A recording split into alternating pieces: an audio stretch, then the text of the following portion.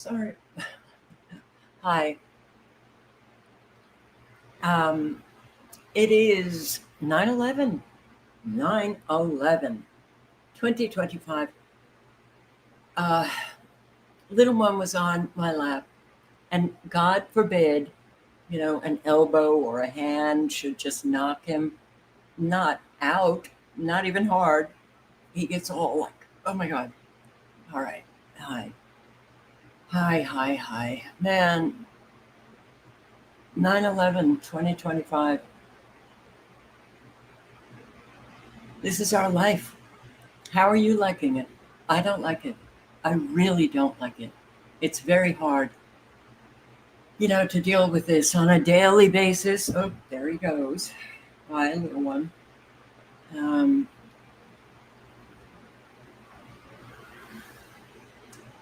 and I have always been, even before getting on YouTube, um, throughout my entire adult life, somebody who, scoured the news. I read several newspapers. I watched several news shows.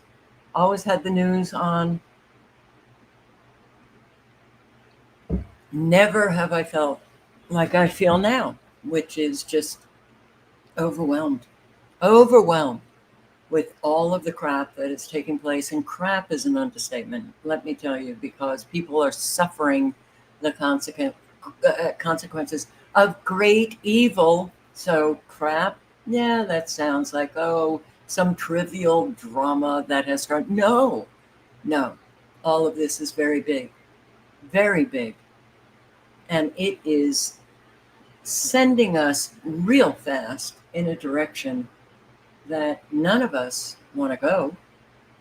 And a whole lot of people are not going to want to be there, even as opposed to where we are now, right? And I can't help but think about the younger generations, just being set up to live an incredibly, just horrific, horrible life. They're already feeling it, for sure. So, yeah. All right. So let me just quickly say hello to DeJoy Vision. Hi. Yeah, fakery. Um,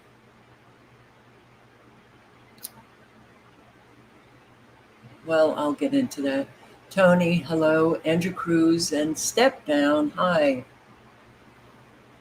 Yeah, time of metamorphosis on this planet. Caterpillar straining toward obtaining its butterfly wings. The birth pangs are difficult. I don't see it that way. I really don't. I don't see, you know, the direction that we're heading. There's going to be a butterfly at the end of it.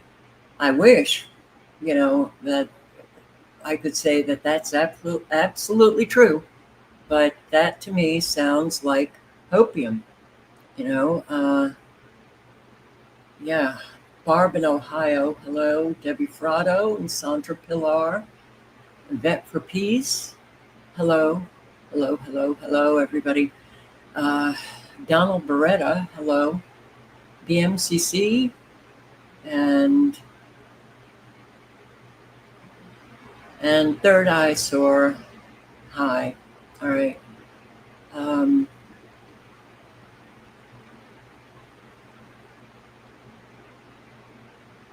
I wish my life was, the caterpillar, the birth pangs, and then the butterfly. Um, no, no. Very few are in house, so chat amongst yourselves. Yeah, I It's been a hard couple of days. Not much is happening on the weather front, which is nice, huh? We sure do have an awful lot happening. Maybe, the weather terrorists are busy with other terrorism that they are inflicting upon the world's population. One active severe weather warning for Alabama and that is Lauderdale, Lawrence, Limestone, and Morgan counties. You have a severe thunderstorm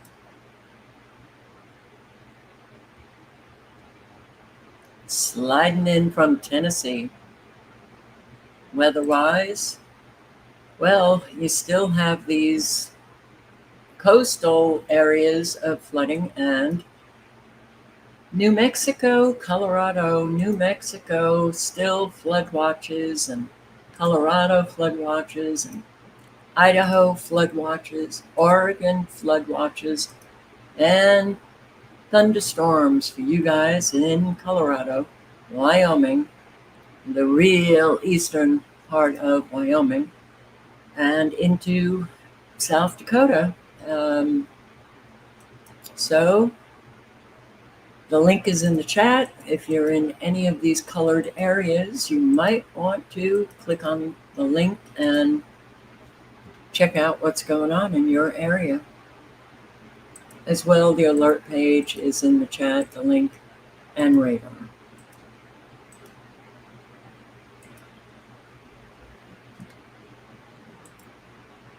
Yeah,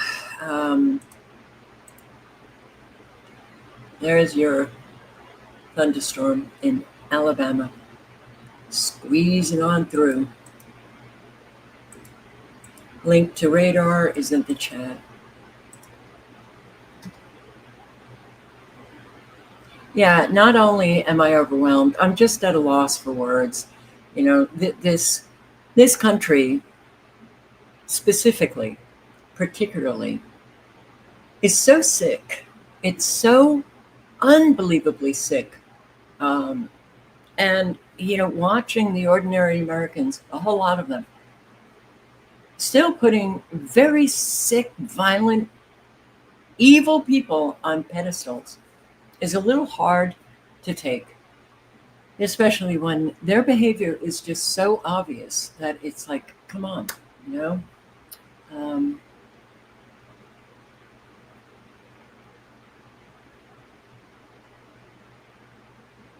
And this whole thing is getting harder for me to do. So keep trying to hang in there. But look at this. Our weather pattern just got a lot more complex. Weatherman Plus.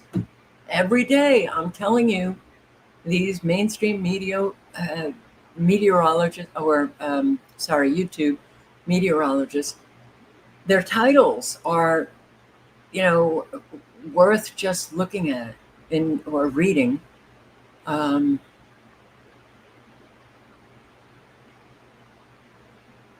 What does my title mean? Just that most of the news is about Charlie Kirk, not so much 9/11. This whole Charlie Kirk thing has really, you know, kind of like, I think a lot of people have forgotten about 9/11. There's not much going on. It's Charlie Kirk. So, but let's listen to Weatherman Plus. Our weather is about to become very complex, everyone. We have this big heat dome that's still going to be coming across. We still have this cool down that's coming after that. It's going to be well into next week. But we also have what's happening in the tropics. We have multiple tropical waves coming off the NDR, and we still have our CAG, our Central American Gyre, that's trying to come into play. So I'm going to go through all them topics here today in this video. And make sure you stick around for the special message I have at the end of the video. Remember, timestamps are in the description below every single day. Let's start off in the tropics. Now we have this new area of interest in the NDR. Matter of fact, this tropical wave didn't even come off of Africa yet. That's why you don't see no X in a line pointing to this area.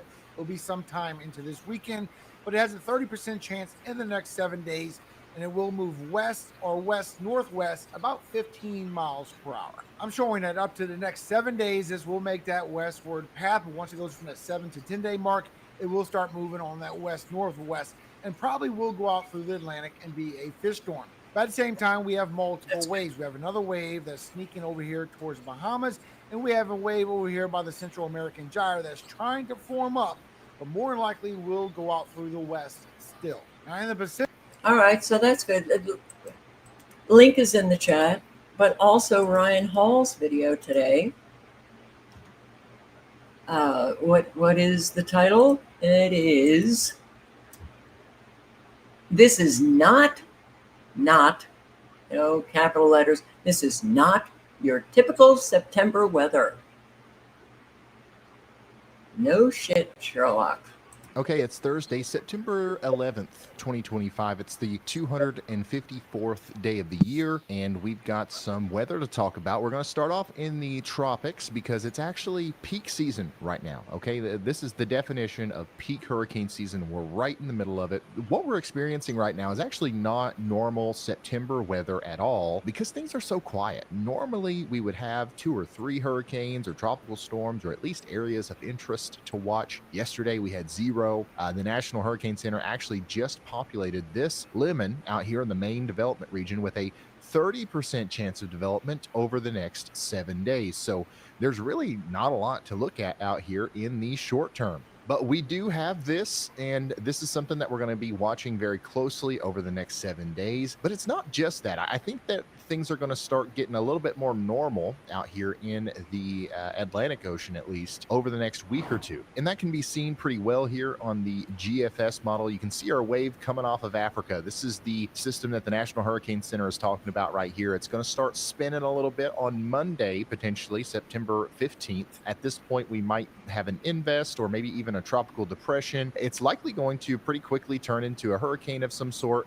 and the GFS currently has it kind of curving up into the middle of the Atlantic Ocean and hopefully not becoming a threat to land. However, all right, the link is in the chat. I think they're going to, it's kind of like the calm before the storm. They're going to crank up some hurricanes. That's my, sense. Now, massive Glasgow. There have been so many fires and explosions in Scotland. And Scotland's a tiny country. Massive fire. It was a recycling center. What's going on in Scotland has been going on for years here.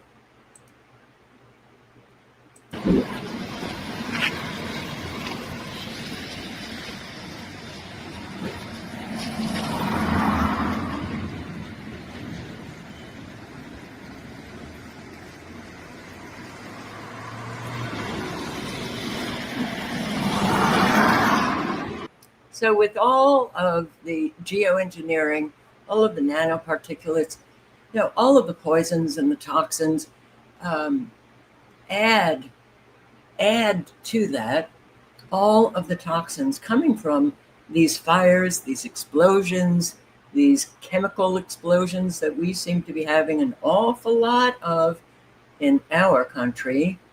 Police warned local residents to keep your doors and windows closed. Well, I hope that fire is now put out. And Trinidad had flooding.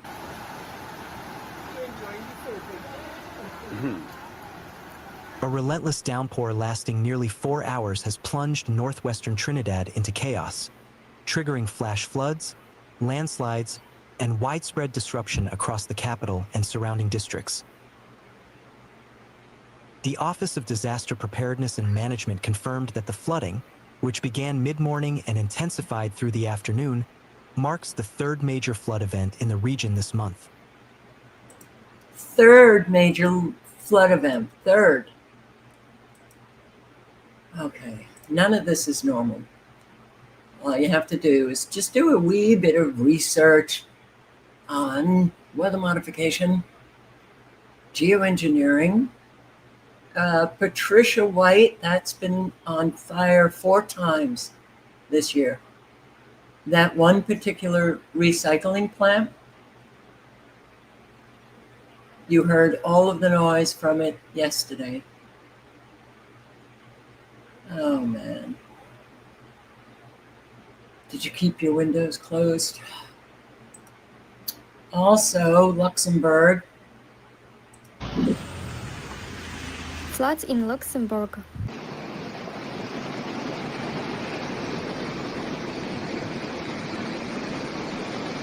A powerful storm hit the Moselle region in Lorraine overnight from Monday to Tuesday, causing widespread flooding. The village of Bambergerstrasse was particularly hard hit, with residents waking up in the middle of the night in water.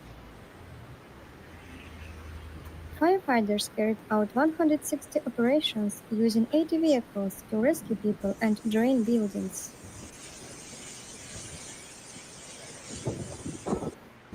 In Longueuil-sur-Evold, water blocked cars.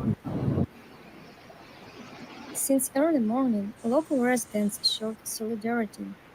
They took to the streets with brooms and shovels, handing out coffee and croissants. Link is in the chat if you want to watch more destruction.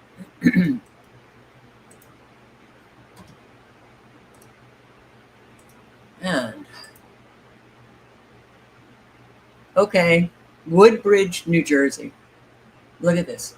Look at this. Now, extremely low frequencies can cause what you are looking at right here. They don't have a cause definite for why this massive crack,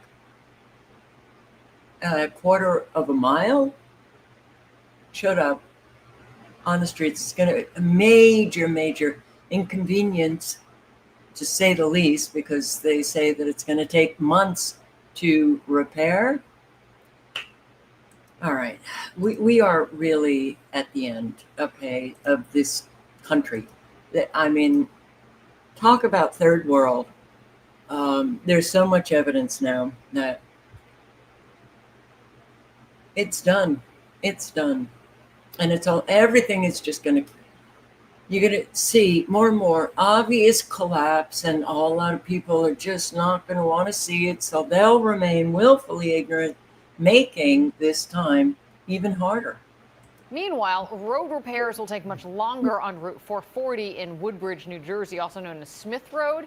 It is expected to be closed for months. A crack that is about a quarter-mile long has appeared in the middle of the pavement. The enormity of it, shown, as you can see from Newscopter 7. Police are telling us this was caused by a construction project at a nearby warehouse. All traffic is now being detoured. Well, I actually heard on another report that they thought it was, not definitive. The construction project would cause this. All right, that's a new one for me. And I am seeing Debbie Frotto 10 minutes from your home. First, I'm hearing of it. You're talking about this crack? The first you're hearing of it, it's pretty big. It's real big. And it's already causing a lot of hardship for the residents, because this is a major, road here. And Woodbridge, New Jersey, it's heavily trafficked. Yes. Oh, boy. Well, I hope you don't have to drive anywhere near it. Why thousands of people in rural West Virginia lack reliable drinking water? Yeah, there are so many pockets of this country that are so third world that, those who don't live in them or near them, you're still in a comfortable bubble, not really fully understanding what has happened to this country. Is often taken for granted in the United States, but it's estimated more than 2 million Americans don't have reliable drinking water in their homes. Some of the most vulnerable places are rural with few resources. In tonight's In Depth, CBS's Tom Hansen travels to West Virginia, where one nonprofit is digging up new waterways. Yeah, I've walked this line many a time. For as long as Roman Patsy remembers, the Appalachian Mountains have provided virtually everything his community needed to survive, from the coal mining industry to tap water. It's coming right out of the mountain up here. Is there any part of you that wonders if that water is safe? I mean, I don't know if it's safe or not, to tell you the truth. But you know what you're going to do? You got to drink water. He took us to his only source of drinking water for nearly 50 years, an abandoned coal mine near his home. Like so many here, he dug his own trenches and laid his own water lines hundreds of feet up this mountainside. Was there any part of you that thought to yourself, it shouldn't be this hard to get access to water? No, I just accepted it was something you had to do. You know, I worried about running out of water over really for years. Did you guys regularly test the water for any contaminants, or did you? No. 250,000 people in West Virginia rely on untreated sources of water, like natural springs or aquifers from coal mines. The median income in this area is about $30,000 a year, a far cry from the prosperity that the coal industry once created. Coal companies used to fund and operate many town water systems, but when the industry declined, so did the water infrastructure it used to maintain. We wanted to see this firsthand, so we went to a water treatment plant in Kimball, a town of more than 300 people. You can see that the windows are boarded up. The roof is completely missing. There's rusty metal. And yet this is the facility that's supposed to clean tap water for an entire community. It is truly mind-blowing. In nearby Rodell, the water treatment plant was also crumbling. Does a typical water treatment plant have this level of corrosion? No, it's in pretty bad shape, as you can see. The fear is what you can't see underground and what's in the mines. We have no way to access the pumps in the mine, so when they go, then the town would lose water. The county is racing to replace water systems before that happens, with help from the nonprofit Dig Deep, which works to bring clean tap water to more than 2.2 million Americans living without. Travis Foreman is the director of Dig Deep's Appalachia Water Project. We're dealing with a lot of systems that are very expensive to maintain, and the local public service districts, they don't have the manpower to keep up. In Rodell, they're bringing clean water to the community for the first time in 10 years. It is a human right to have access to water. Everyone deserves to have that access. Not long ago, at 4 o'clock in the morning, I turned this on like this, not a drop. No water. It's such a peace about knowing I'm going to have water here. A source of hope straight from the tap. Tom. How is that possible? I think you got it right, Joseph. It's criminal that this is happening in the wealthiest country in the world. Why are we so wealthy? Because the billionaires have all of the money. Oh, man.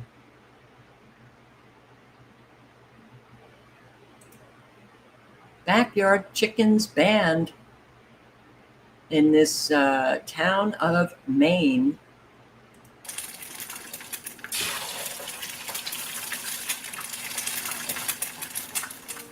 Gummy Wynn and Paul Oliver have been raising chickens for years, but Calais, Maine made it illegal for the Olivers and most residents to keep coops on their property. But Calais' heavy-handed rules for keeping chickens don't square with Maine's constitution, which voters amended in 2021 to secure their right to grow and produce their own food. You know, when I heard about this, a right to food, that they put it in, you know, Section 25 of their, I don't know, Constitution or something, I just thought, oh my God, if they're legislating a right to food, that means that they can take it away. Yeah, all individuals have a natural, inherent, and unalienable right to food, including the right to save and exchange seeds, and the right to grow, raise, harvest, produce, and consume the food of their choosing for their own nourishment, sustenance, bodily health, and well-being, as long as the individual does not commit trespassing, theft, poaching, or other abuses of private property rights, public lands, natural resources, in the harvesting and production or acquisition of food. Doesn't that sound like it really shouldn't ever be legislated? Like that's just a given? All right. Apparently it's not. You know, like the water, well, You think that water is a natural right, unalienable? That's not what the globalists think. And they're taking it away from a lot of people. You know, I try to make as much as I can with my own two hands. I like to keep things simple, clean, affordable. We have been gardening here. I make our own bread. We can a lot of our own food. When the Olivers heard about the proposed ordinance, they got the word out to everyone in town who has a coop. They spoke up at city council meetings.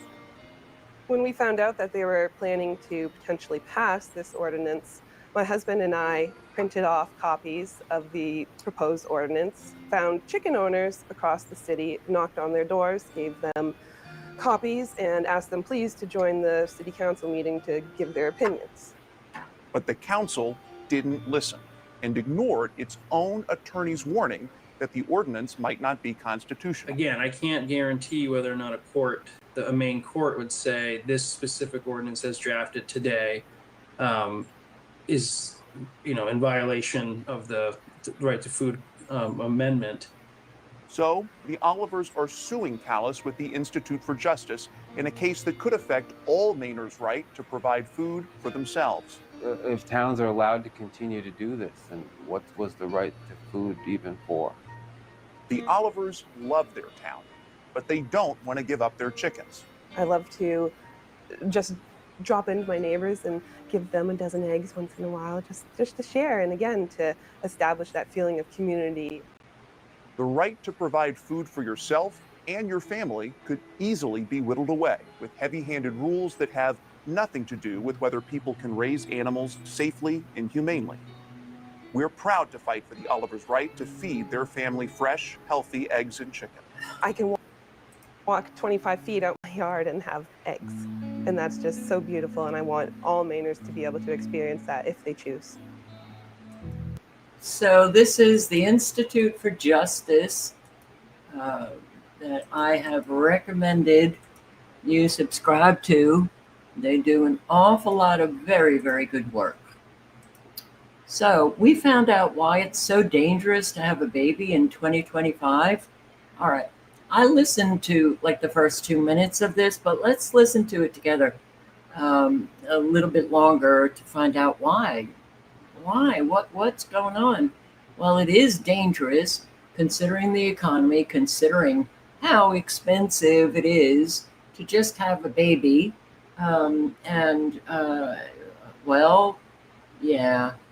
Those shots that they give them, but apparently this is about hospitals no longer delivering babies in rural areas. Oh, look at her smile. Every time you deliver a baby, it's the most magical thing that you've ever seen. You go home and it's this beautiful, amazing feeling that just, it never fades. It's something that this community needs.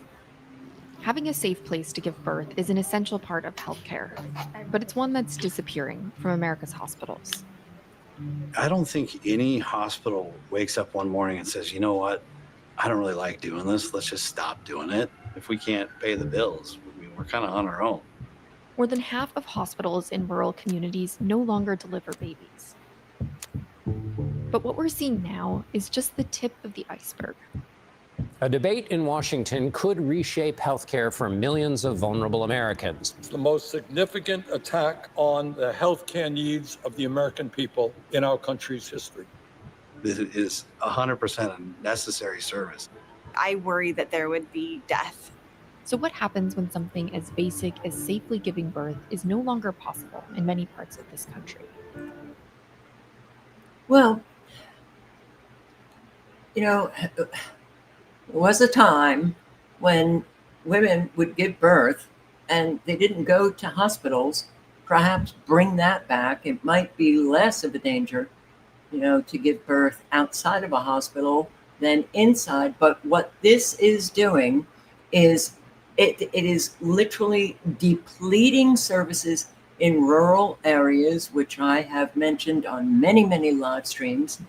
And soon enough, you're not going to have any services in rural America.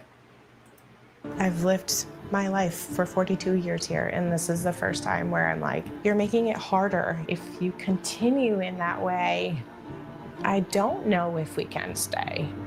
This is our next generation. This is the future of our country. If we're not valuing that and making that a priority, what are we doing? Well, what are we doing? We don't seem to value much, except money. The link is in the chat. You can listen to the full More Perfect Union, another channel that I have recommended. And homeless people disappearing. I don't know this channel, so I'm just going to put the link in. I don't want to play it and then end up with a copyright strike. I don't know if I would, but he's in Austin, Texas. Who am I here with? And he's talking about, he's been there for a couple of months, homeless. He's talking about people that he has known who are also homeless, and they just disappear. They disappear, huh?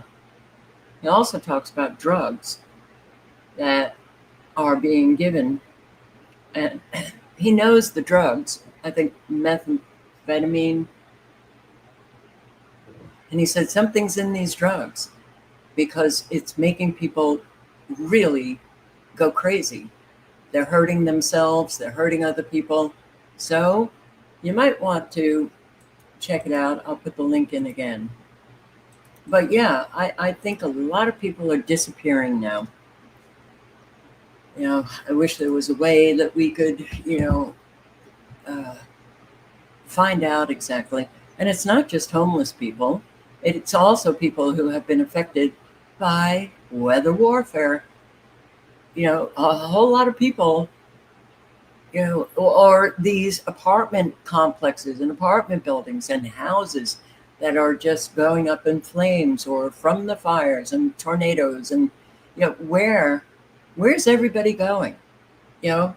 I would say that there's a minority of Americans that have decent families, but most are, unfortunately, a lot of families end up betraying people when they're in great need of help. And, and a whole lot of people just don't have the money, to stay in hotels or find another place to rent. You talk about how high rents are. A whole lot of people with these destroyed homes still have to pay the mortgage. So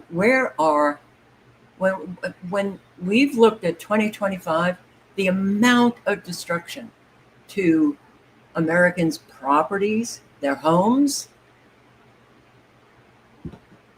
where are they?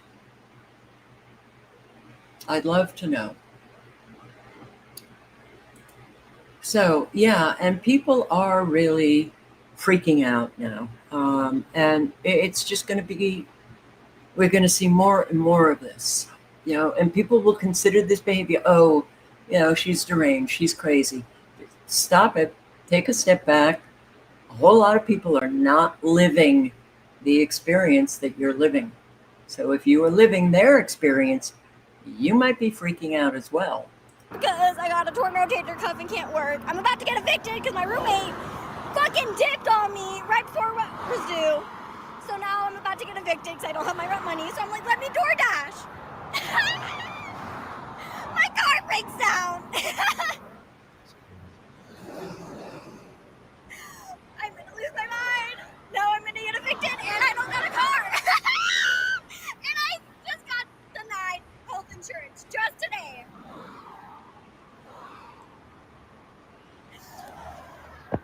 I'm gonna fucking just end it all at this point.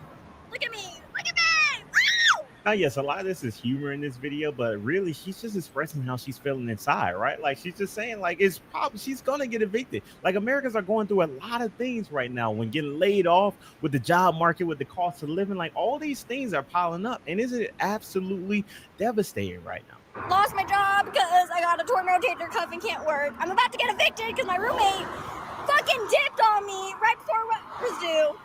So now I'm about to get evicted because I don't have my rent money. So I'm like, let me DoorDash. My car breaks down.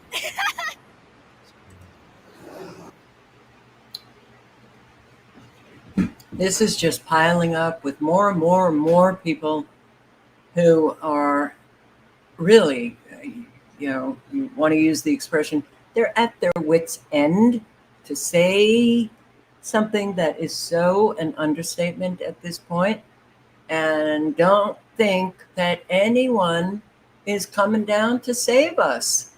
We are our saviors, but not a lot of people get that, I guess. I like Steve James. I'm going to post the link in the chat. I recommend you check out his channel, subscribe. But here he posted a video, The Fall of America. It's already here. We're living it. It's done. Hello, everybody, and welcome back. To those of you new to the channel, I want to welcome you, and to my returning subscribers, it's good to see you all again. I want to open up the video with a question. How many of you are pretty much every single month you're dreading increased costs from everything to insurance, electric bills, water bills, rising costs all the way across the board? And on top of that, right now, there is a major epidemic of just jobs being lost all over the place. There are cutbacks happening everywhere. I was reading about some of the layoffs that were happening, even with the supermarket chain Kroger. And even with the consideration of the fact that those jobs don't even generally pay enough for you to even live, and people are even losing those jobs. And some claims even being made to, hey, if we cut back on these people and cut back on these jobs, we'll be able to lower our prices for the regular consumer, as if that's the reality, as if any one of us is going to believe that even for a moment. How many of you are feeling the squeeze of the realization that we've basically been thrown overboard? And you're taking a look at the landscape out there and realizing housing prices really, unless a collapse happens, they're not going to come back down. Jobs are not going to just suddenly return with some sort of a stroke of a pen from the current administration or from anybody really that is in a position of authority. This can sound very much like doom and gloom, but I feel like it's the thing that we have to address, the elephant in the room. That it has been coming this way for a long time, that we have been in an economic recession for years, and no one has admitted it. That we are getting to a point where there is such extreme corporate takeover of everything, our government, the housing market, with private equity buying up everything and having no restrictions put on it and just raising prices as they like, buying up all the homes left over from the boomers, and making it impossible for the housing market to basically balance out in a way that's fair for all of the rest of us. Not that I'm expecting fairness from them. Let me make this clear.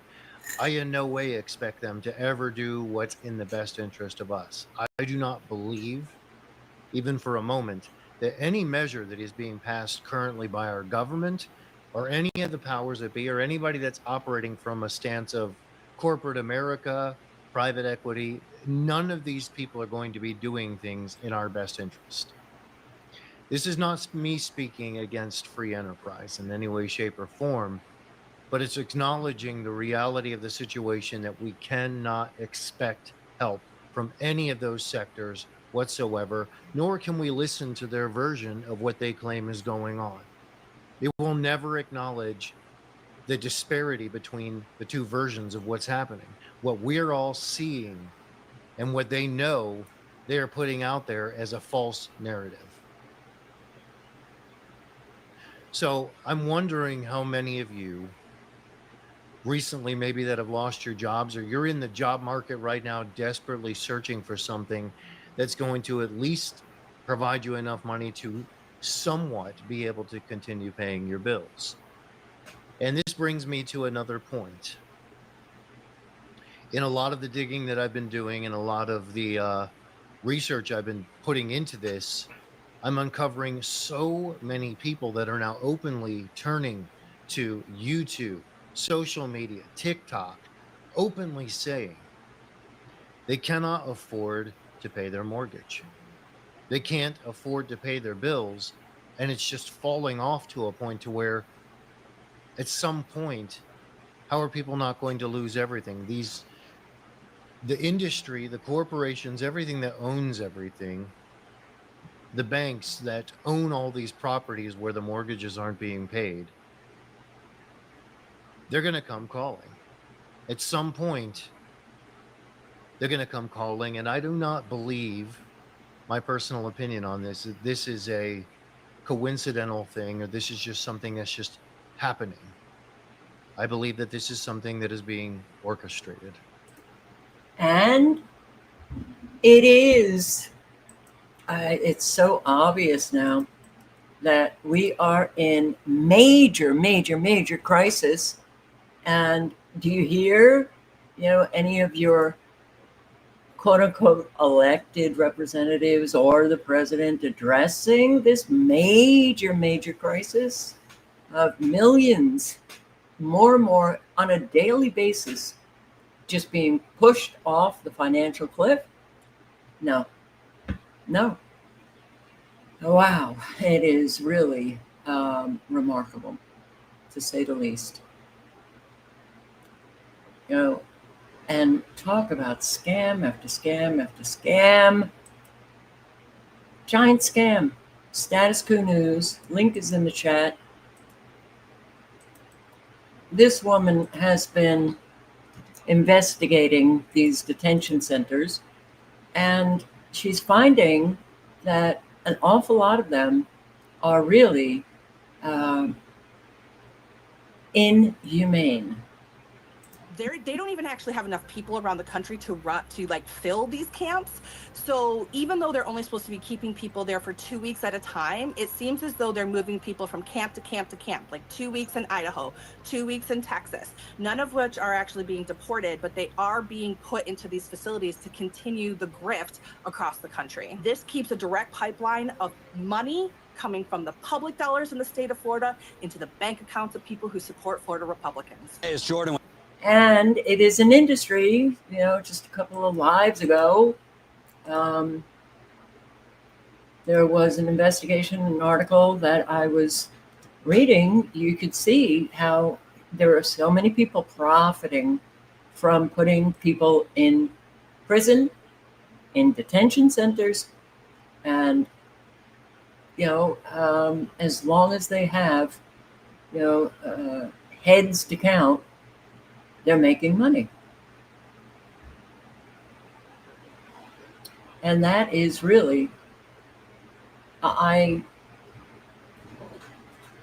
do you have a profit system, a prison profit system? Well, what does that mean? CPS, Child Protective Services, for profit. Every child, they make money. Don't you think that people will be stealing children from their homes?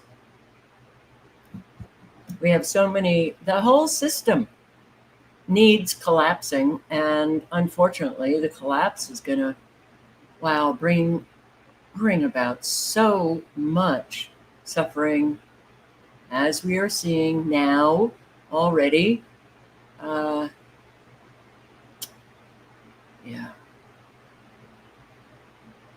Well, so Charlie Kirk, okay. The amount of hatred in our country is scary. It really is. If you spend a little bit of time on Twitter or anywhere really, you'll see people leaving the most vile vile tweets, vile messages. And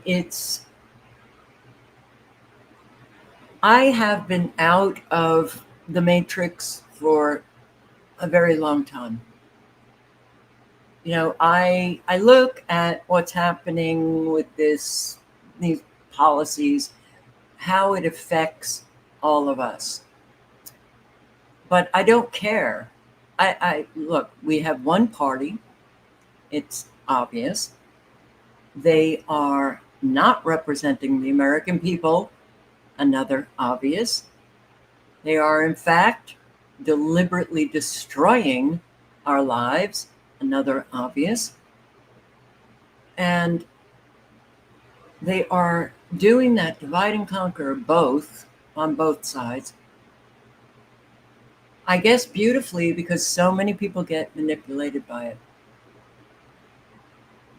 So Charlie Kirk, I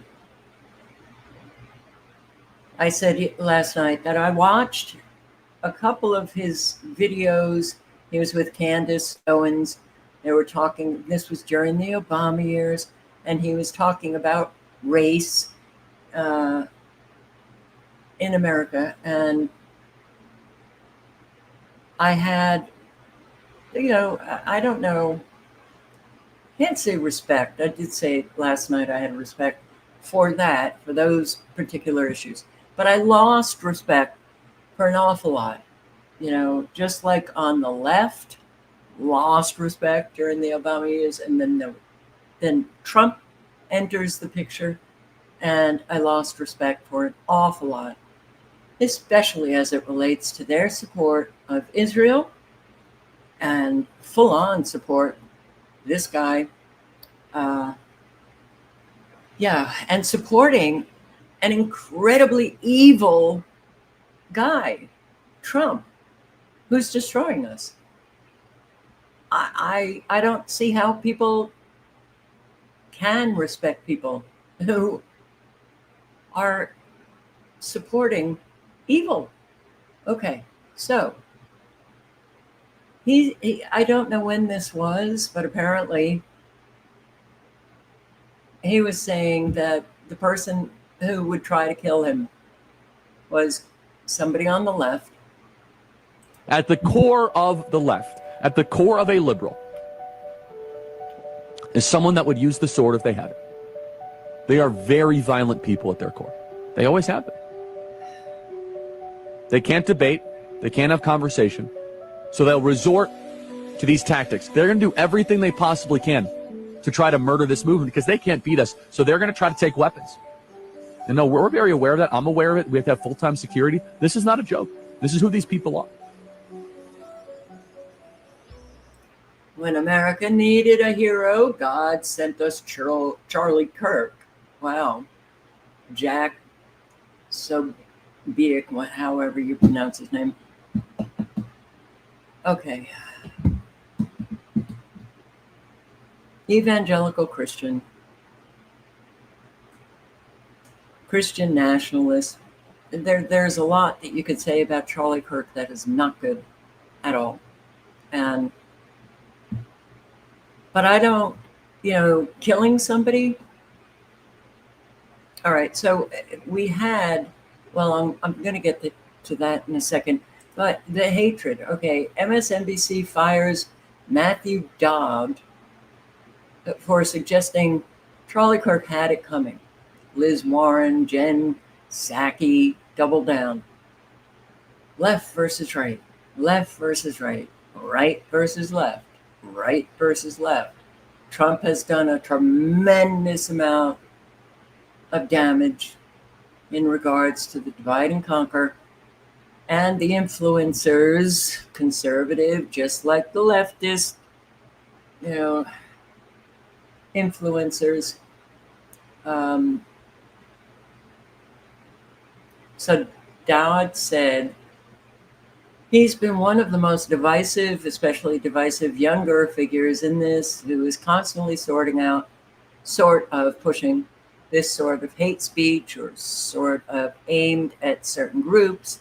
And I always go back to Hateful thoughts lead to hateful words or words, which then lead to hateful actions. And I think that this is the environment we are in. You can't stop with these sort of awful thoughts you have and then say these awful words and not expect awful actions to take place. And that's the unfortunate environment we are in. Okay.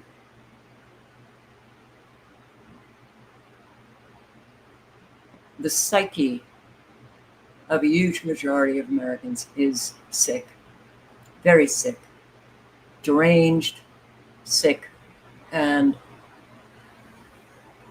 I didn't see him as a hateful guy. I actually, well, he's very hateful towards Palestinians, clearly. When you think about these people being nonviolent, Charlie Kirk, nonviolent, your support of Israel, killing all of these children, so violent. The right is incredibly violent. It just manifests differently.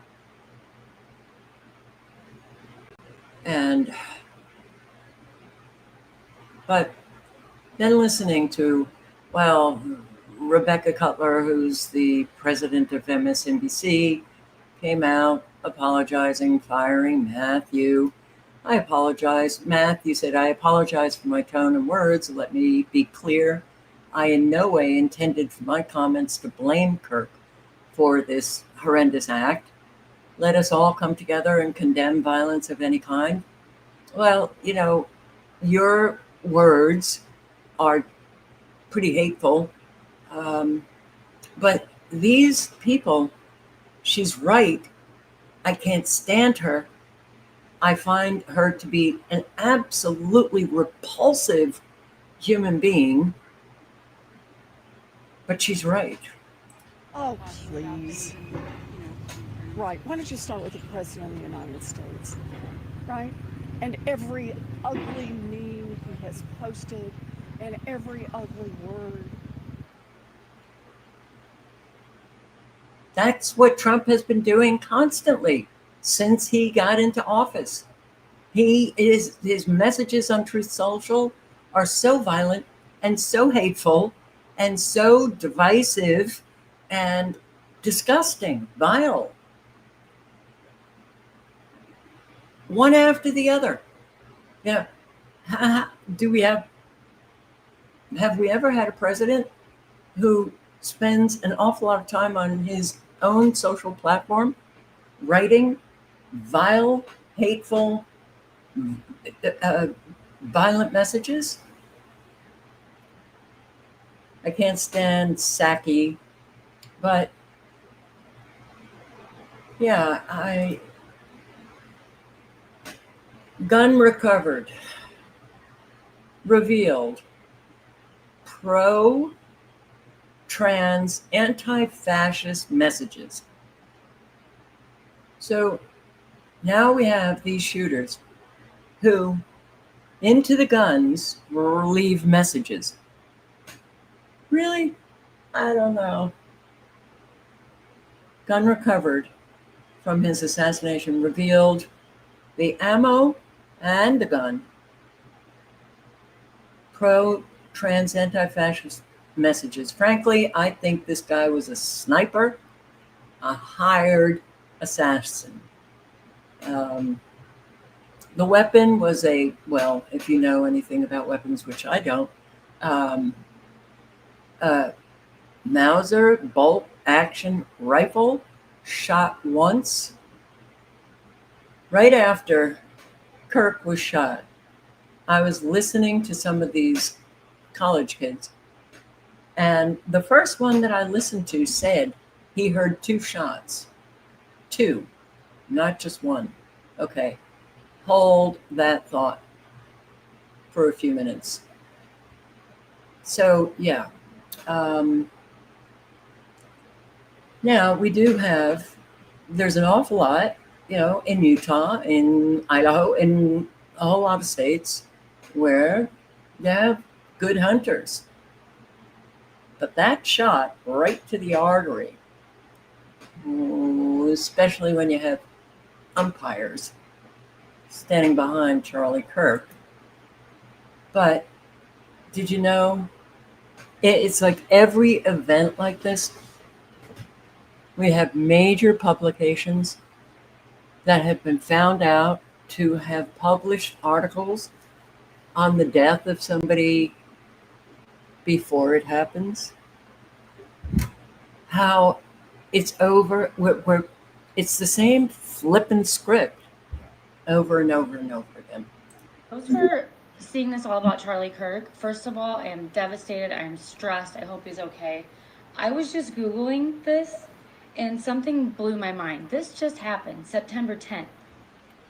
If you look on Google right now, 19 hours ago, posted by New York Times and Los Angeles Times, 19 hours ago, saying Charlie Kirk was shot. 19 hours ago would have been September 9th. Today's the 10th. This doesn't make sense. 19 hours ago. 19 hours ago. Today is the 10th. This doesn't make sense. How could the New York Times and Los Angeles Times report 19 hours ago that he had been shot when this just happened September 10th? Am I crazy? I think they do this, and yes, Google could definitely have access to change the times of the publication of these articles. Do they do this? Because it's happened so many times. To get the conspiracy theorists stirred up, get them going, and an awful lot of people will, just slam them down. All right.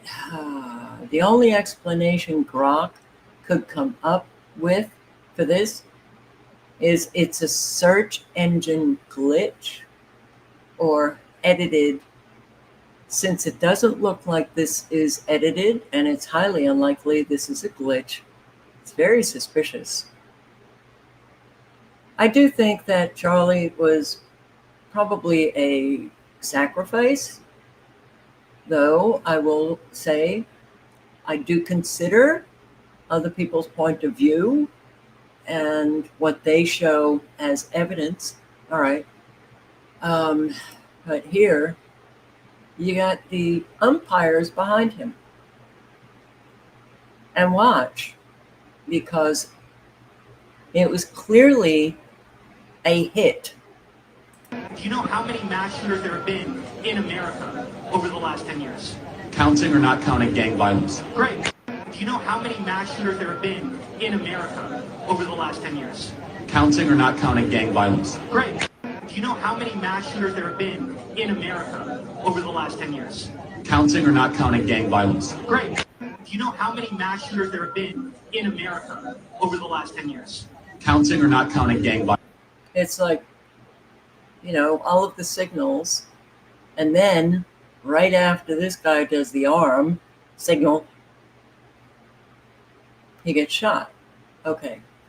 So I'm going to play a few minutes of Brian's video. The Charlie Kirk murderer identified, FBI begs for help, and virtually everything, I can't say everything, but virtually everything that Brian says I agree with. Something is wrong in this country. The divisiveness, the rhetoric, the othering has got to stop. Less than 24 hours into this news cycle, and we have a brand new hashtag, 1-800-CALL-FBI. In other words, 1-800-CALL the worst domestic terror cell known to humankind. And we've got the left and the right who continue to be swayed by their emotions. We're going to go over this real quick. This is a news brief for the person of interest in the Charlie Kirk shooting. Let's take a look at this. These two images were shared by the FBI Salt Lake City X account, in which the account posted, "We are asking for the public's help identifying this person of interest in connection with the fatal shooting of Charlie Kirk at Utah Valley University." It includes the 1-800-CALL FBI number and then a link to digital media tips. Just to set this in the context in which it should be set, the FBI, who worked with the DOJ, who released the Epstein cell video, which turned out to be a complete lie, is asking for public support to bring this guy to justice. Yeah, and this is interesting because when we took the press briefing earlier, one of the officials stated that they were not going to release the video or any identity that they have now. They were withholding that for now. They believe that they could find this suspect, or now person of interest, as they're calling them. There is a difference. This person of interest at this moment now asking for the public. That tells you that they may have not been able to do it on their own. Now they need your help. So again, if you're watching, if you're listening, if you can look on your screen now, if you are in that area, the Utah area, surrounding area, this is a person of interest. If you know this person, you can call 1-800-CALL-FBI. If you recognize this person, if you saw this person at that event, you can. This is the actual statement from X, from FBI Salt Lake City Division. We're asking for the public's help identifying this person of interest in connection with the fatal shooting of Charlie Kirk. 1-800-CALL-FBI. We know that they found a high-powered bolt-action rifle that was recovered. They believed to be used. The casing was still in the rifle. It was only one shot that it took that assassinated, that claimed the life of Kirk. A high-powered bolt-action rifle. That's a new one. They found the suspect's footwear, palm print, forearm. They believe that this person is college age. We don't know if the suspect is also the person of interest here on your screen. You would assume that's it, but again, just separating facts from what we know so far. And on the emotional front, here's Jillian Michaels making an emotional plea to stop all the division. Do people realize sort of what Charlie was about? All right. You can watch till the end.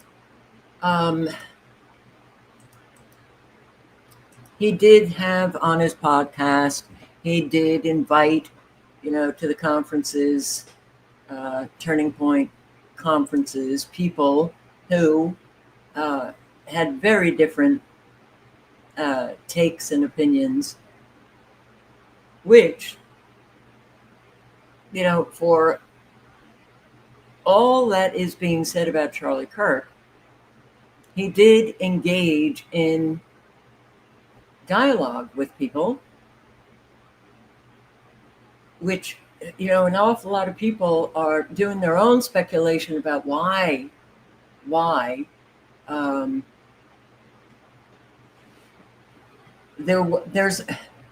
have to engage with people who have different opinions. Was he actively trying, to cut through all of the divisiveness? Perhaps he was. I don't like to listen to people with their own idea of what Charlie Kirk was doing and kind of ripping Charlie down. I don't like it, but, for anybody to do that, because they're just coming up with their own ideas.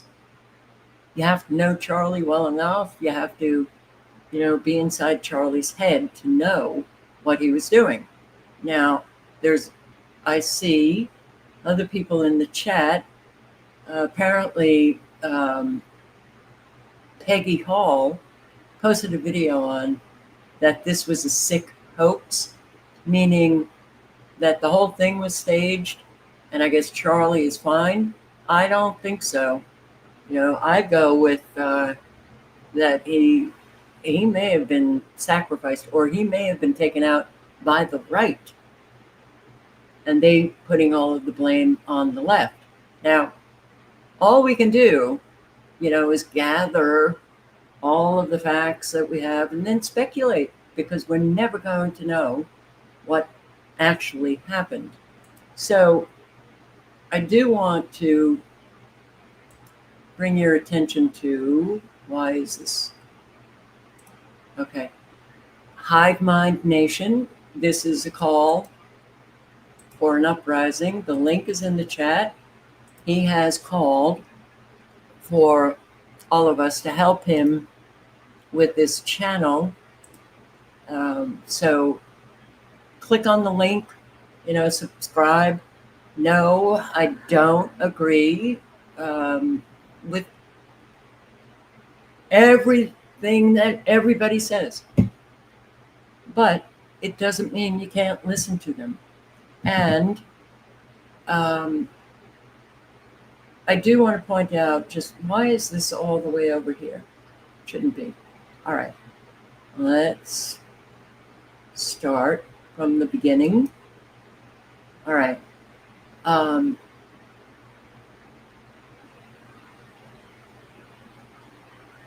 Because I heard 2 shots from one of the witnesses early on,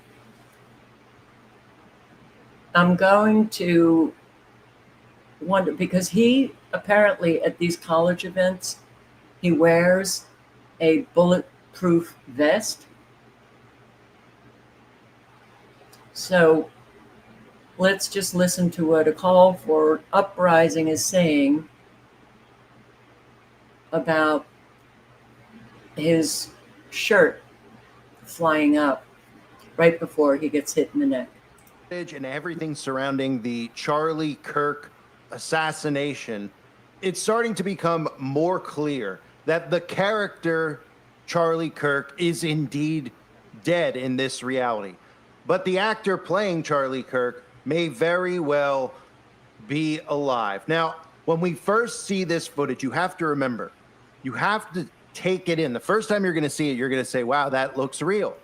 Just like when you watch a movie, you don't stop the movie, rewind the movie, and start breaking down frame by frame to see the actual wound that a character has suffered in the actual movie. You watch the movie, you're in disbelief, you're in suspense.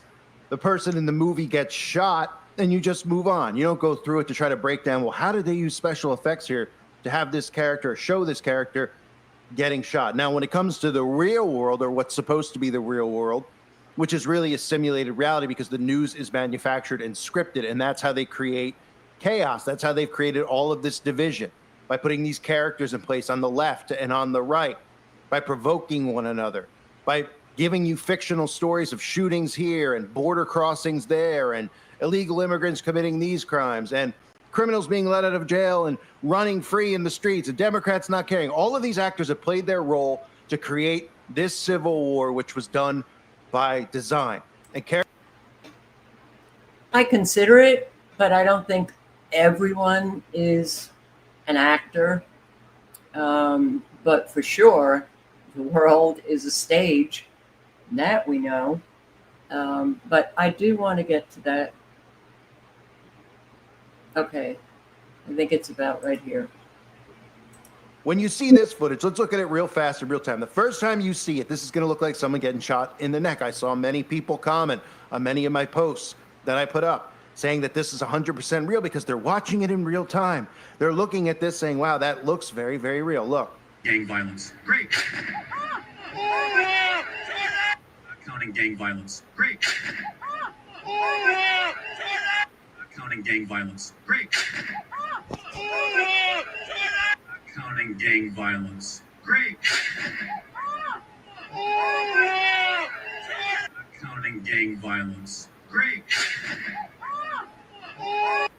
So when you see that and you see it all over social media, your natural response is, because you're not watching a movie in your mind, you think you're watching the news or an actual real event, you're automatically believing that it's real, and that's what they want.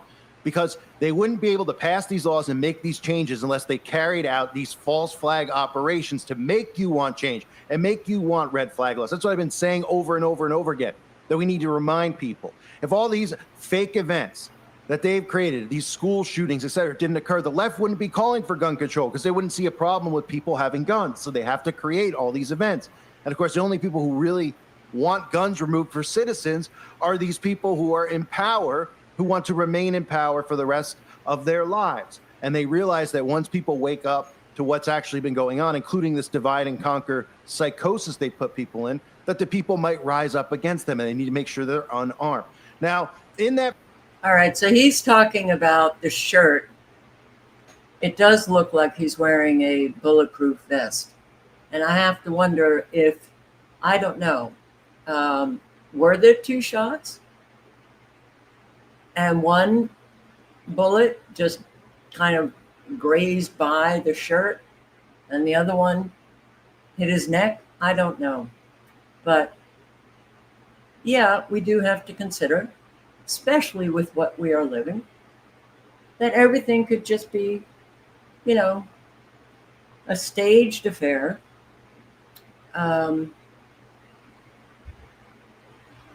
And I also would love to hear from surgeons or doctors, you know, if you hit the artery, sure enough, you're going to have an awful lot of blood come right out.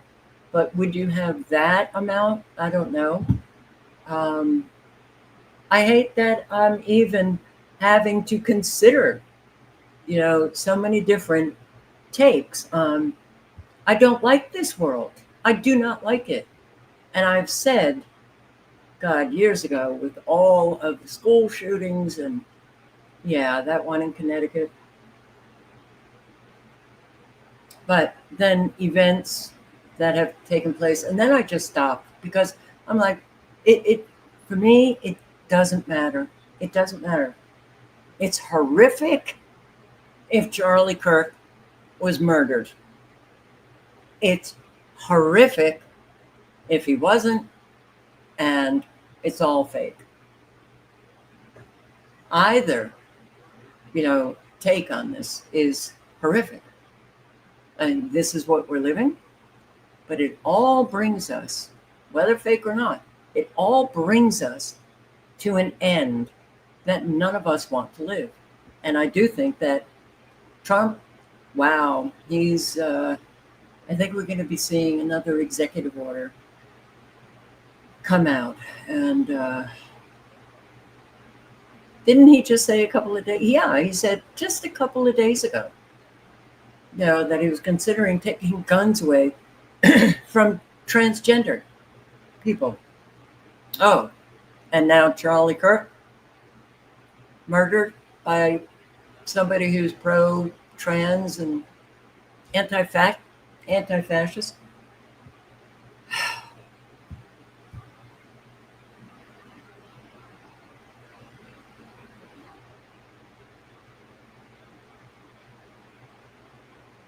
What this shows is how unbelievably sick our country is.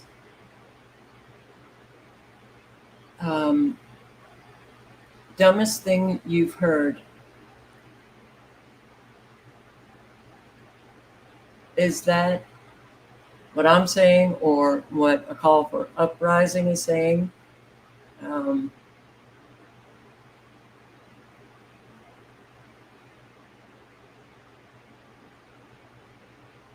So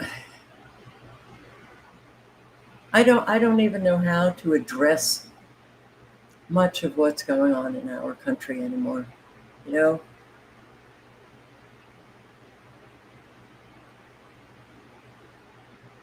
why would they fake his murder? Because they have an agenda. And they use all of these things to seal their agendas. Just because we're saying, you know, call for uprising is saying that what we were seeing is, and he goes through all of what they do in movies and how they get it done to show gunshots and make it look real.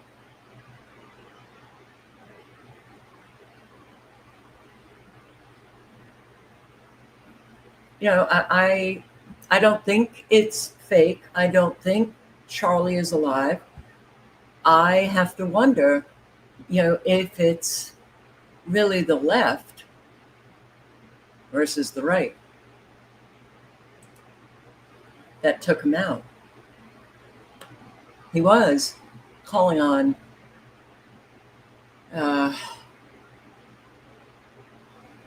having the Epstein files, just, he was calling them. He wanted to see full transparency on the Epstein files. But we have such deranged people. So Laura Loomer is so deranged that it's frightening. And what is really remarkable is her access to the president. What is going on there? Laura Loomer, Trump's alleged mistress. Oh, God. Who the hell knows? I don't know. A MAGA and pro-Israel influencer targeted Charlie Kirk weeks before his assassination. Now, there's a lot of people on Twitter who are saying, Laura Loomer has to be investigated, as a possible suspect in this. Yeah, it does look like a professional hit. So Loomer painted Kirk as a traitor and placed a target on his back after he called for the release of the Epstein files and opposed a war with Iran. So let's just look at a couple of these things. Laura Loomer, she goes after, in the most vile way, most violent way, anybody who is against Trump. And, you don't even have to be against Trump, because clearly Charlie Kirk wasn't, but he was against not releasing the Epstein files. He was against what was happening, the action that Trump took in Iran. And Laura Loomer just went for the jugular. I don't ever want to hear Charlie Kirk claim he is pro-Trump ever again.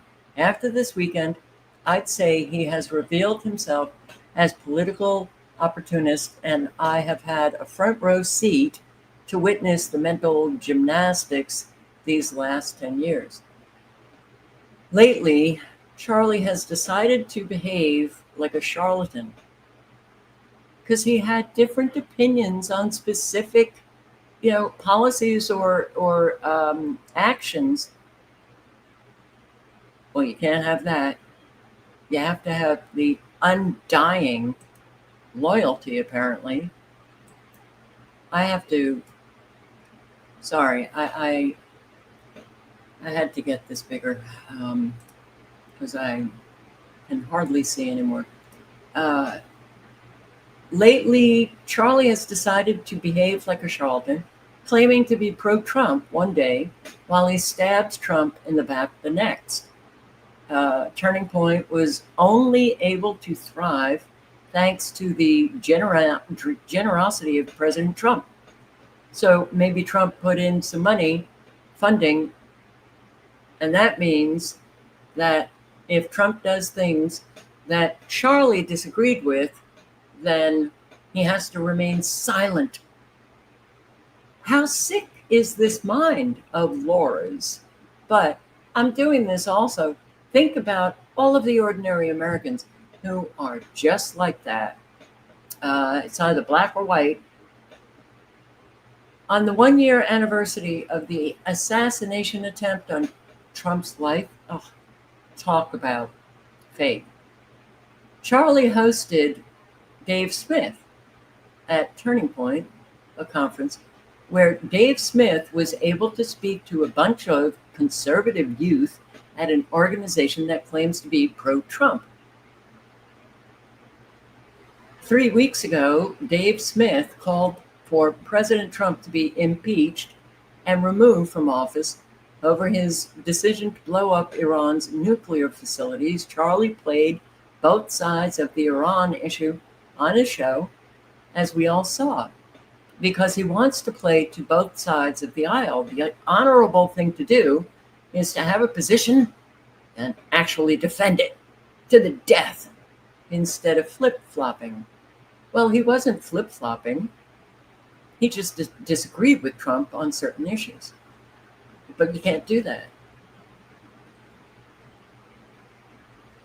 So you want to talk about the right being divisive? Look at Laura Loomer. Wow. Quite an example. Smith said, of all MAGA, Smith said all of MAGA should turn on Trump and abandon him. He said this 3 weeks ago. Turning Point is definitely not pro-Trump. If they were, they certainly aren't anymore. Out of all of the incredible pro-Trump voices out there who support the president, Charlie decided to host Dave Smith. I don't see anything wrong with that.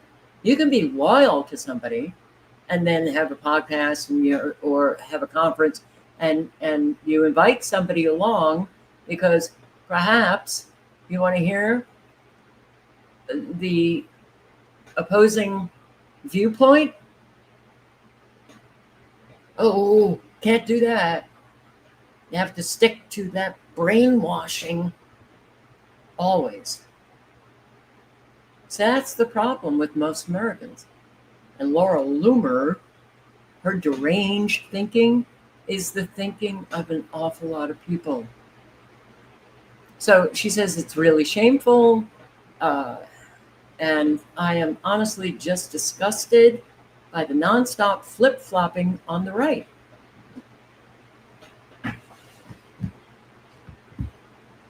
Did Charlie call for the impeachment of Trump?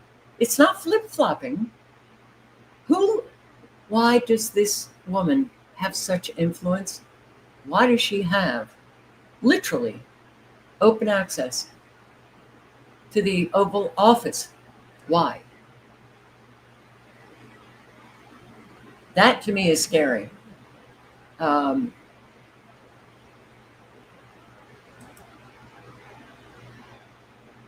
he's talking about how amazing Tucker is, who thinks Qatar is one of our biggest allies. Well, Qatar or Qatar, I hear so many people pronouncing it in so many different ways. It is. It is an ally. Maybe not one of our biggest allies. I would have to look into all of the countries in the Middle East. But, oh, how dare you say that?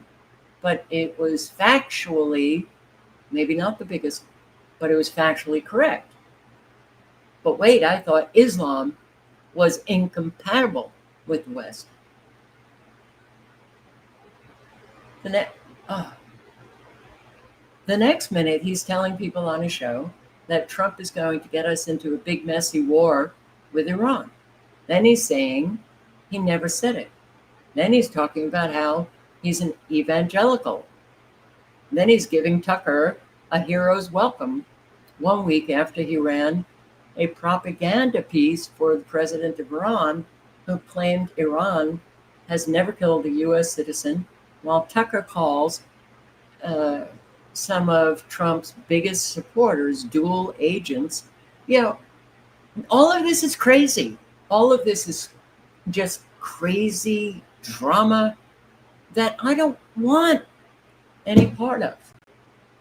But it's all over. This is our communication today. That's what's so upsetting. Here, Trump's biggest supporters, dual agents, because Tucker is an uppity, entitled, waspy snob who proclaimed his hatred for Trump in texts that everyone has seen. Charlie Kirk's messaging all over the place, and some of us just want to know where he actually stands. It's different every day. It's not different.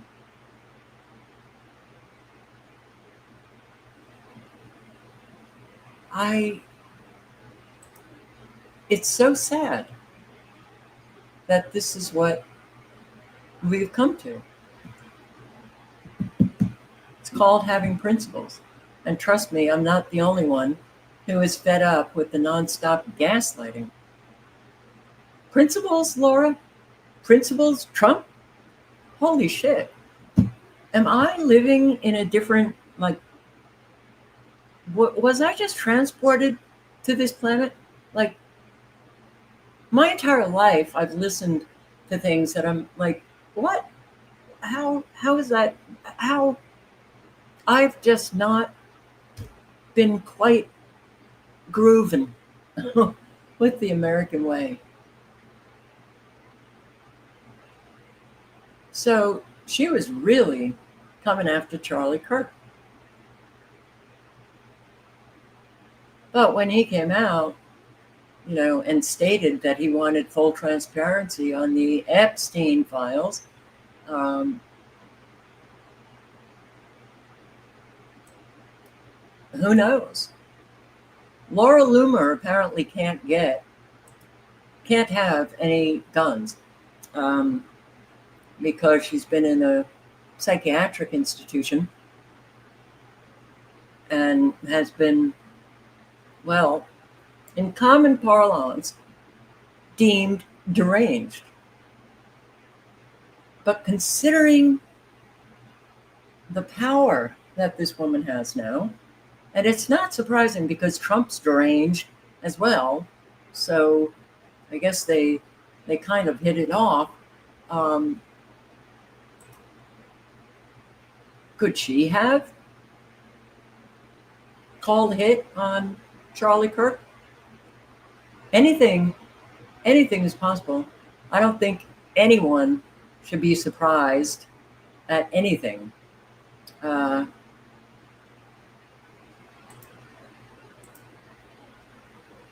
just going through this, I mean, this woman, so Kristen Eve, her Facebook says she's this is Laura Loomer's tweet, pre-K teacher at the Department of War. Oh, so she's on it. Department of War. She teaches military children at Fort Bragg. Fort Bragg has a real history of evil. Okay. But she said she's not going to mourn Charlie Kirk. A lot of people are not mourning Charlie Kirk. He was a garbage human. I won't mourn him for 1 second. I feel for his family. Having your partner and father of your children die isn't something I'd wish on anyone. But I suspect we are at a point where things are going to have to get ugly, get messy, maybe even get violent to change this dumpster fire of a country. The way we've always done things, boycott companies you don't like and make sure to vote in the midterms is not enough. So I don't see her as doing anything wrong. I don't see this. A whole lot of my subscribers have left comments about, exactly the same thing that she's saying, getting violent. I don't think that's only going to bring a whole lot of martial law. It's not going to work at this point, but she's writing, boycotting and protesting and voting out those representatives who don't represent you. They just put somebody there selected. Okay. I don't see anything wrong with this, and she thought that he was a garbage human. There's a lot of people, actually some that I was rather surprised and I don't want to mention names, but I was like, wow, people that I respect coming out not liking Charlie Kirk. But everybody has said that, you know, they have great sympathy for his wife and children.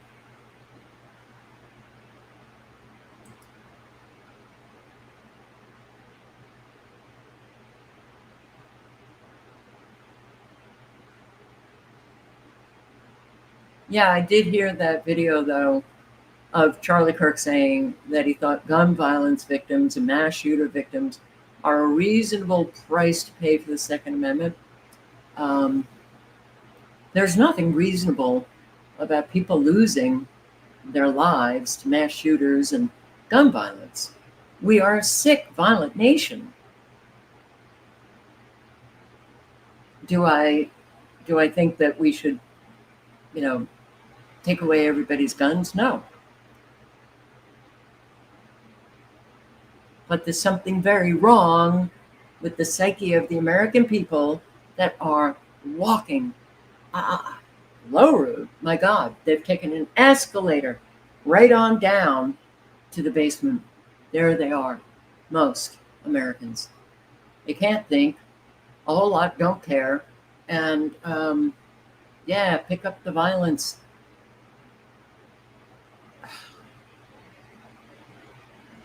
They've been programmed, though. You know, a whole lot who have been violent.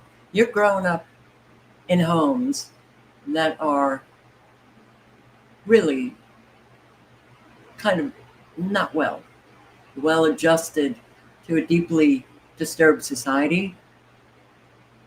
They're not well. But a whole lot have, you know, again, and I know that people don't want to hear it. You grow up in homes, you're left with an awful lot of issues as young adults, and nobody is going to fix those issues but the individual who has them. How many people actually work on themselves to become better human beings? Hardly anyone. So here we are. But Laura Loomer goes after this woman, you know, and how dare she? And docks the people also. You know, so the right and the left are doing exactly the same thing. And my God, you go to Laura Loomer's Twitter page. This woman is crazy. She's freaking crazy and very violent. Here, Sheila Jackson Lee. Now, I actually, decades ago, had a lot of respect for Sheila Jackson Lee. I lost that respect when I saw that all of these people in Congress have just been so taken over. Money, money, money. All right. But would I ever call her a ghetto bitch? No. Even on her deathbed, ghetto bitch couldn't keep President Trump's name out of her disgusting mouth. I'd say rest in peace, but we all know lying Democrats who have destroyed our country are going to hell. Trump lies all the time. All the time.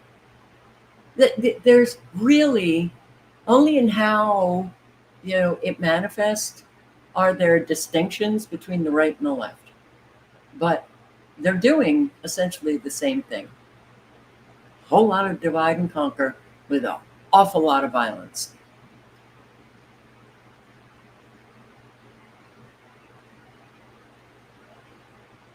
And this is such a hateful tweet. And then she calls out people who are leaving what she considers to be hateful tweets about Charlie Kirk. They're doing the same thing. Why can't we see this at this point? Why? You know, here's another one. You know, And yes, a lot of people, and Trump himself, it's the left, it's the left, it's the left. And I have to wonder, you hear that echo, they don't even know where this guy is, right? They're not even sure if he's the shooter, this young guy. I think there was a picture of him. Where?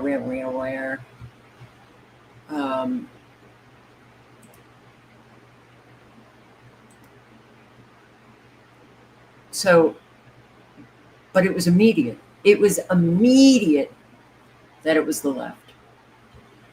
So everybody now is programmed to be, oh, and put out that message. Yeah, carved into the ammo. Pro, trans, anti-fascist messages. Okay. Could have been Trump. Could have been Trump.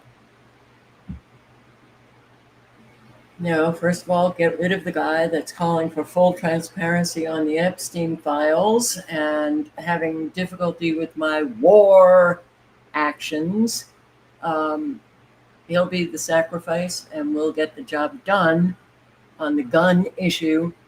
You know, funny how this happened just a few days after he was considering taking the guns away from transgender people. How do you do that with the Second Amendment? Oh, he's a dictator. That's right. That's how you do it. My God, I just, none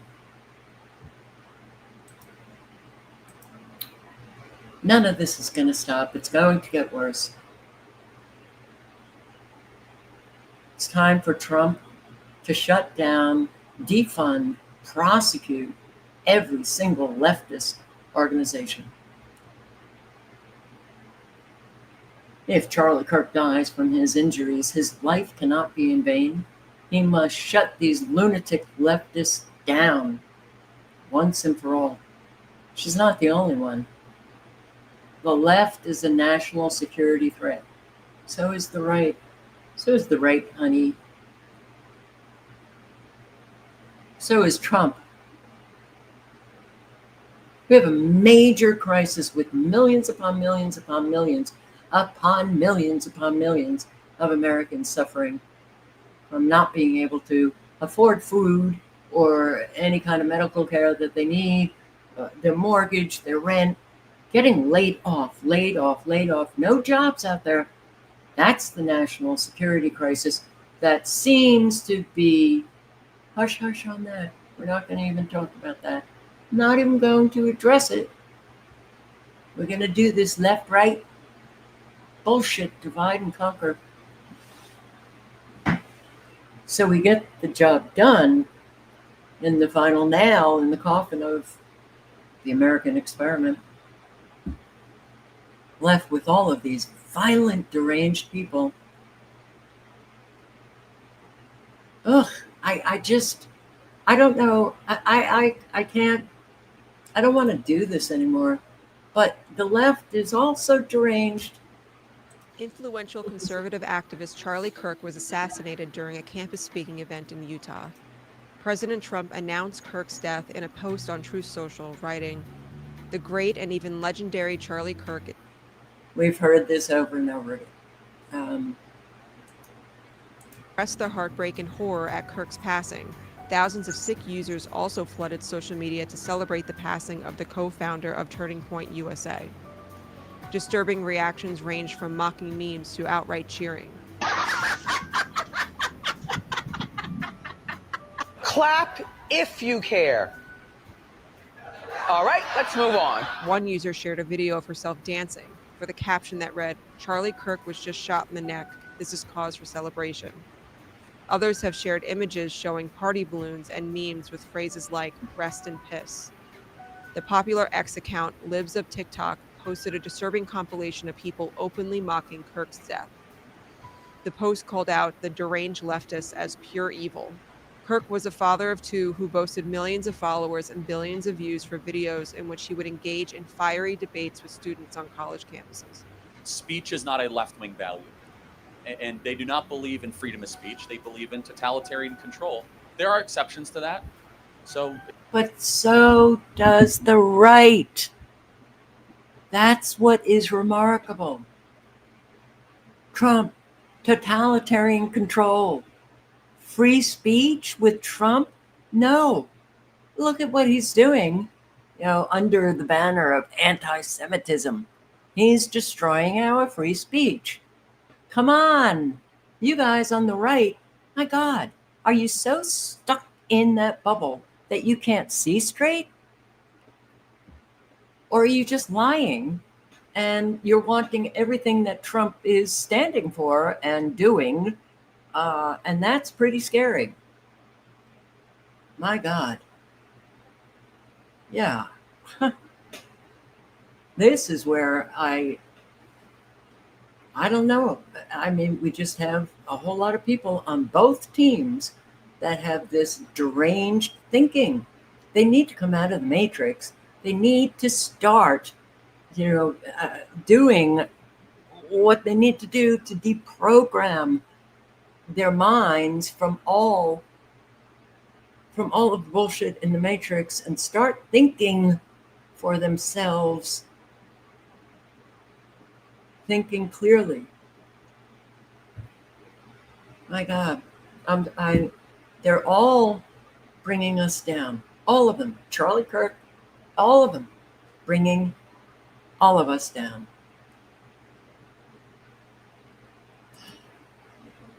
And apparently there was a vigil in Idaho for Charlie, and they broke out in fights.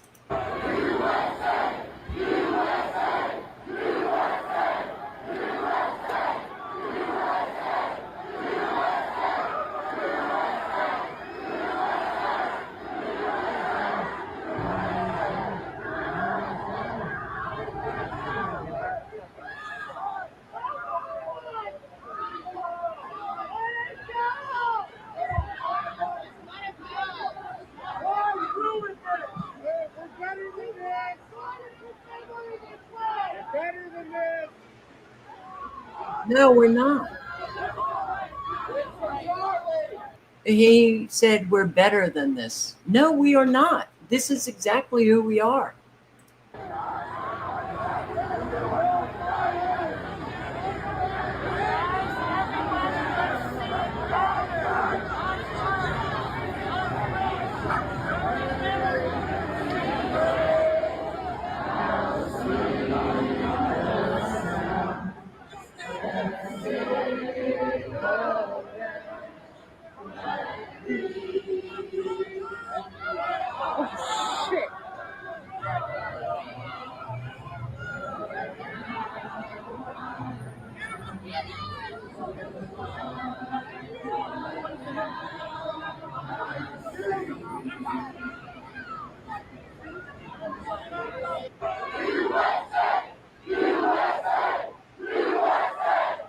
And what's the USA for?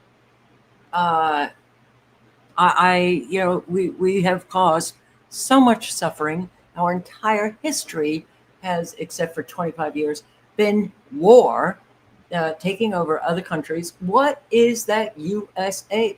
We stand with Israel. Israel stands with us. We are destroying countries left and right, committing a genocide. What is the call? What's that? I don't get it. I never have gotten it. I never got the American exceptionalism, moral superior to what? Maybe to, the evil devil himself, just a tiny bit, maybe. No. It's amazing how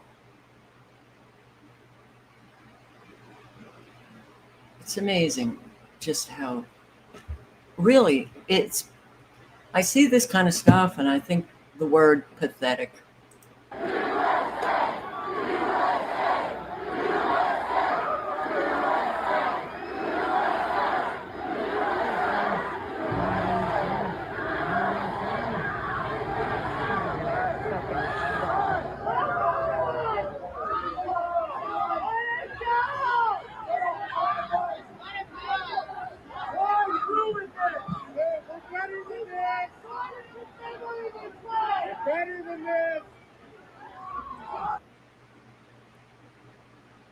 We could have been better than this, but we're not. And I'm telling you, there's a lot of people who are stressed beyond belief. These events that take place only creates more anger towards the other side. How do you get out of this? Every individual, we certainly need those individuals in the aggregate, to look in the mirror, work on the issues that they have, try to become better, people, and less violent, try to create some kind of community that's not about the matrix, not in the matrix, and become good souls. I don't know if you heard this, but everything is about the left. Here's his statement about Charlie Kirk. To my great fellow Americans, I am filled with grief and anger at the heinous assassination of Charlie Kirk on a college campus in Utah. Charlie inspired millions, and tonight, all who knew him and loved him are united in shock and horror. Charlie was a patriot who devoted his life to the cause of open debate and the country that he loved so much, the United States of America. He fought for liberty, democracy, justice, and the American people. He's a martyr for truth and freedom, and there's never been anyone who was so respected by youth. Charlie was also a man of deep, deep faith, and we take comfort in the knowledge that he is now at peace with God in heaven. Our prayers are with his wife, Erica, the two young, beloved children, and his entire family, who he loved more than anything in the world. We ask God to watch over them in this terrible hour of heartache and pain. This is a dark moment for America. Charlie Kirk traveled the nation, joyfully engaging with everyone interested in good faith debate.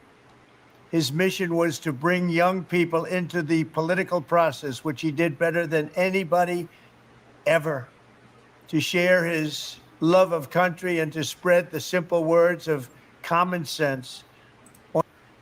And he brought them and cemented them in the matrix, that even at the same time he brought them in, cementing him in the matrix, cementing them, it was collapsing. These people who are the influencers on both sides do not speak the truth. When you think of how many people are suffering, did he ever talk about all of the Americans who were losing their homes?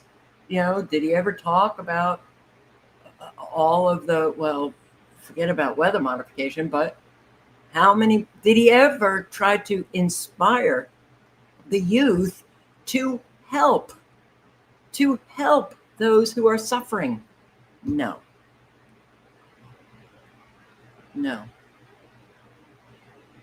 On campuses nationwide, he championed his ideas with courage, logic, humor, and grace. It's a long past time for all Americans and the media to confront the fact that violence and murder are the tragic consequence of demonizing those with whom you disagree day after day. And that's exactly what you do, Trump. You murder people. And look at what is taking place in Gaza, in the West Bank, and Syria, and Somalia.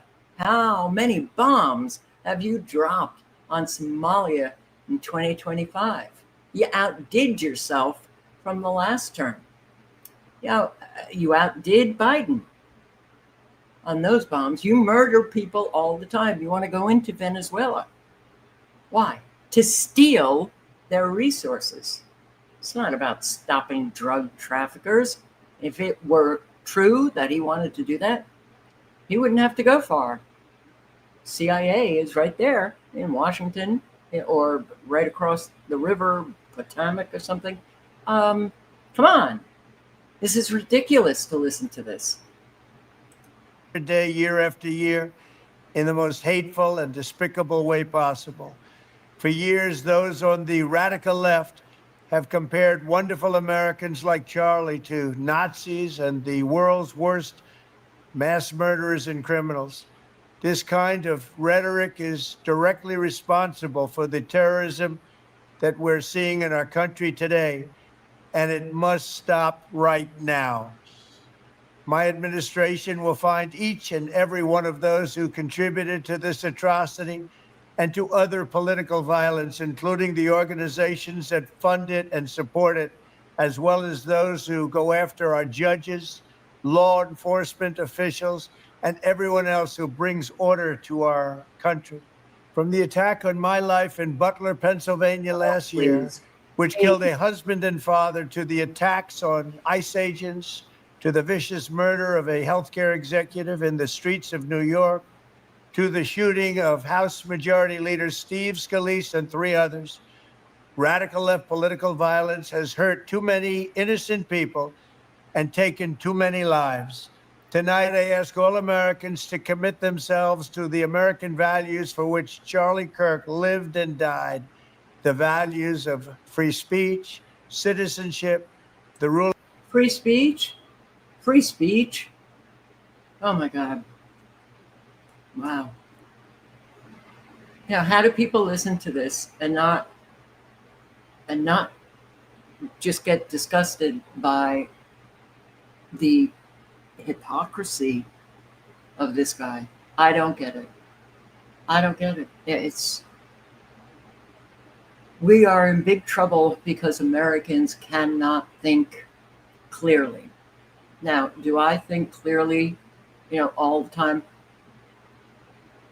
You just have to be very conscious of making sure that you have taken a step back. You're looking at things objectively. You will consider what other people are saying. You might, fall on a different side that they're taking. Okay. You could be wrong. If you find out that you're wrong, then you come out and say, I was wrong. It's not that hard to do. But my God, you have one of the most vile human beings sitting in the Oval Office. Yeah, he's a puppet, fine. But he's there, he's out front, he's doing the divide and conquer, and he is so wanting a whole lot of violence, and it's not going to end well for any of us. My God, I wish that there was something that we could do to turn this around, but nothing. We can't do anything. It's now we're just watching, more and more people who are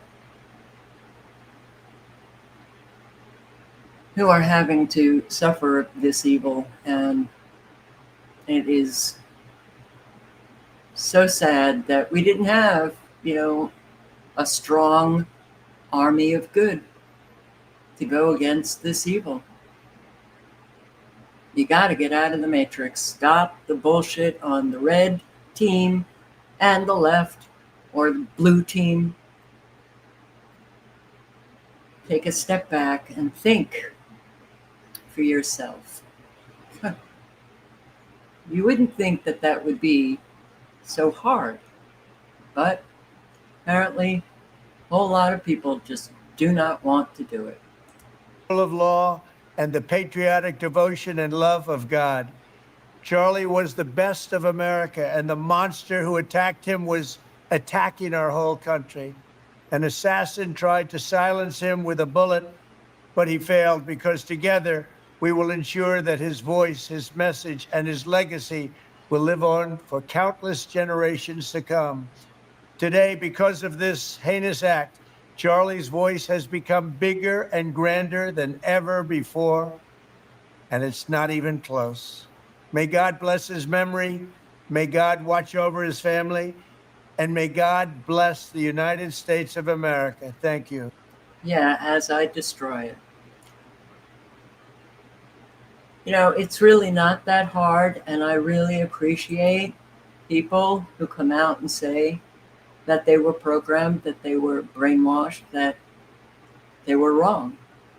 And definitely be honest about my own flaws and my own mistakes, because I bought the mainstream media narrative that there wasn't a migrant crisis. Really? And yeah, I did believe it. Wow. I believe, because look, I was an idiot, because I mean, who do you trust in today's I know. media landscape? I know. Right? There's a lot of liars out there, Yeah, I and know. when it comes to mainstream media, the fact of the matter is they do play defense more and more for the Democratic Party. Democrats need to wake up.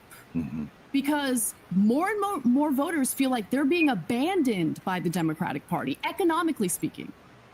And everyone got mad at me. Everyone's like, oh, you're anti-immigrant. I'm not anti-immigrant, but I do have a problem with the Biden administration neglecting the border, pretending like there wasn't a migrant crisis at all.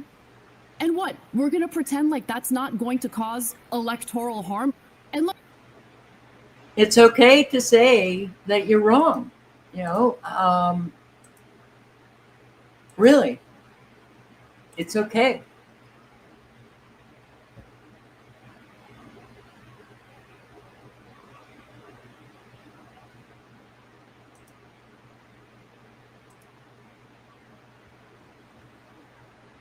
I wish we were healthier.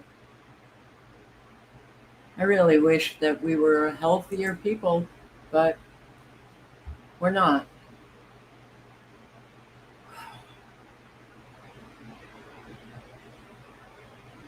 I'm leaning towards the right. Someone on the right. Someone on that red team. Someone who is not a leftist. Taking him out. So here we are. Do your best to work on the issues that you have. So you don't fling them about, cause, people problems. Try to help those who are in need. That's how we become a better country, That's how we become a better country. So I don't care that, she's a young Turk and I can't stand this beach. The fact that she is admitting that she's wrong, I'm just playing it so other people can admit that it's not the end of the world to admit that you're wrong. Boy.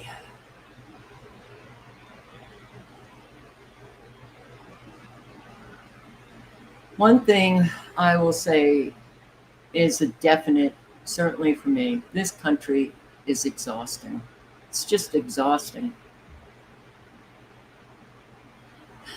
Try to make it better for your friends, for your family, for your community. Animal shelters, the food banks are in need. I know it just falls on deaf ears, but it's the only thing that we have within our control to make things a little bit better. We're not going to get anywhere, without doing something different. So you guys stay safe. Thank you for showing up. I hope to see you tomorrow, and good night, good luck. Ciao, guys.